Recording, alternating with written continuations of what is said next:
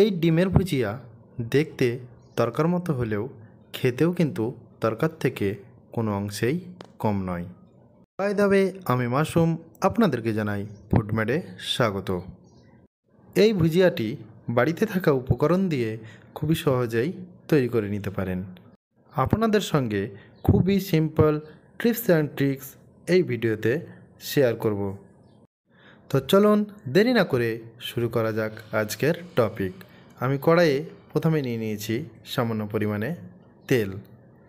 এইবারে আমি তেলটা গরম হয়ে গেলে এর মধ্যে দিয়ে দিব দুটো ডিম ও একই সঙ্গে দিয়ে দিব স্বাদ মতো নুন ও হাফ চা চামচ কাশ্মীরি লঙ্কা গুঁড়ো। এই সব উপকরণ দিয়ে ভালো করে ডিমটাকে ভেজে নেব। এখানে আমি ডিমটাকে ঝুড়ি করে ভেজে নেব।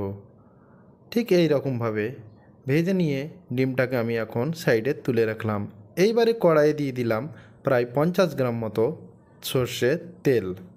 তেলটা ভালো মতো গরম হয়ে গেলে দিয়ে দিব 1 চা চামচ গোটা জিরে। গোটা জিরে দিয়ে ভালো করে একটু ভেজে নেব। এইবারে দিয়ে দিব কুচি করে রাখা পেঁয়াজ। আমি পেঁয়াজগুলো আগের থেকেই কুচি করে রেখে দিয়েছি। আমি 200 গ্রাম মতো দুটো ডিমের জন্য পেঁয়াজ নিয়েছি।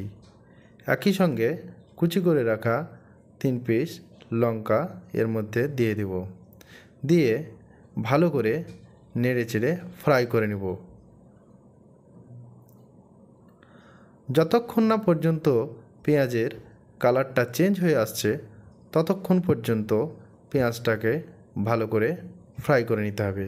ঠিক এই রকম একটা অবস্থা এলে দিয়ে দেব আদা রসুন বাটা 1 চা চামচ, স্বাদ অনুসারে নুন, হাফ চা চামচ হলুদ গুঁড়ো, হাফ চা চামচ কাশ্মীরি লঙ্কা গুঁড়ো ও একই সঙ্গে 1 চা চামচ ধনে জিরে গুঁড়ো।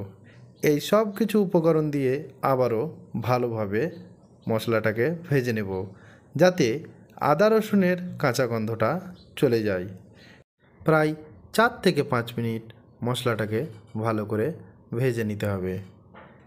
আমি আগের থেকেই প্রায় 100 গ্রাম মতো টমেটো কুচি করে রেখেছি, সেই টমেটো কুচিটা দিয়ে দেব।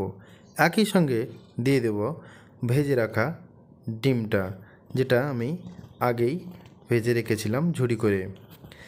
এই দুটো দিয়ে ভালো করে ভেজে নেব যতক্ষণ পর্যন্ত না মশলা থেকে তেল ছেড়ে আসছে। টমেটোর জল শুকিয়ে গেলেই একটা তেল ছাড়া মতো ভাব আসবে। এইবারে দিয়ে দিব কালো মরিচ গুঁড়ো হাফ চা চামচ, হাফ চা চামচ গরম মশলা গুঁড়ো ও একই সঙ্গে দিয়ে দিব হাফ চা চামচ তড়কা মশলা। এই সব কিছু দিয়ে আবারও একবার ভালো করে নেড়ে চেড়ে নিলেই রেডি ডিমের ভুজিয়া। ভিডিওতে দেখানো টিপস অ্যান্ড ট্রিক্সগুলো ভালো লেগে থাকলে চ্যানেলটিকে সাবস্ক্রাইব, লাইক ও পাশে থাকা বেল আইকনটিকে প্রেস করতে ভুলবেন না, যাতে সর্বপ্রথম নিত্য নতুন রেসিপির ভিডিওগুলো আপনার কাছে পৌঁছে যায়। আজকে এই পর্যন্তই, আবার দেখা হবে নেক্সট টপিকে।